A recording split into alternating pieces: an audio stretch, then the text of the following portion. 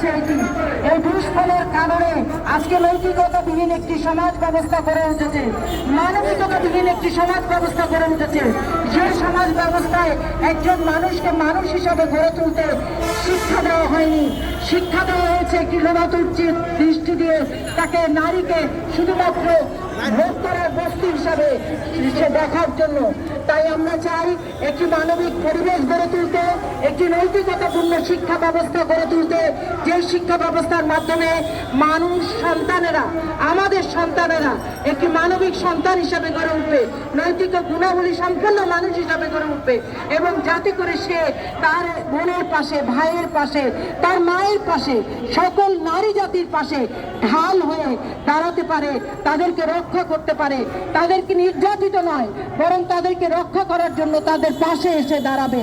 এবং সেই রকম একটি মানবিক সমাজ, সেই রকম একটি নৈতিকতাপূর্ণ সমাজ গড়ার জন্যই সম্মিলিত নারী প্রয়াসের পক্ষ থেকে আজকে আসিয়ার পাশবিক নির্যাতনের বিরুদ্ধে প্রতিবাদ করার জন্য আমরা এখানে দাঁড়িয়েছি। আজকে আসিয়ার ধর্ষকদের দৃষ্টান্তমূলক শাস্তির দাবিতে এখানে আমরা দাঁড়িয়েছি এবং আমরা বলতে চাই যে আপনাদের এই আমলে আমরা এই ধর্ষকদের দৃষ্টান্তমূলক শাস্তির উদাহরণ দেখতে চাই, যাতে করে সারা জাতি আপনাদের কথা স্মরণ রাখে।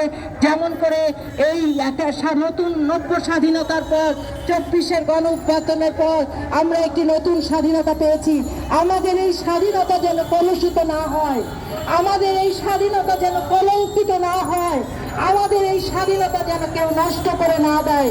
সেই জন্য আমরা সবার কাছে এই দাবি রাখতে চাই, এই সরকারের কাছে আমরা এই দাবি রাখতে চাই যে আসুন একটি দৃষ্টান্তমূলক শাস্তি দান করুন এবং এই নির্যাতিত আসিয়ার পক্ষে দাঁড়ান, তাকে, তার ধর্ষকদেরকে এই শাস্তি দিয়ে বাংলাদেশের জনগণের সামনে দৃষ্টান্ত স্থাপন করুন। আমরা সম্মিলিত নারী প্রয়াসের পক্ষ থেকে এই ধর্ষকের শাস্তি দাবি করছি এবং অনতিবিলম্বে যাতে শাস্তি কার্যকরী হয় সেই ব্যবস্থা গ্রহণ করার জন্য আহ্বান জানাচ্ছি। আমরা জানি আইনের দীর্ঘ জটিলতা রয়েছে, দীর্ঘ সূত্রিতা রয়েছে, সেই সকল আইনের দীর্ঘ সূত্রিতা জটিলতা পার করে যাতে করে এই শাস্তি দ্রুত বাস্তবায়িত হতে পারে, সেই জন্য আমরা সম্মিলিত নারী প্রয়াসের পক্ষ থেকে এই সরকারের কাছে আবেদন জানাচ্ছি।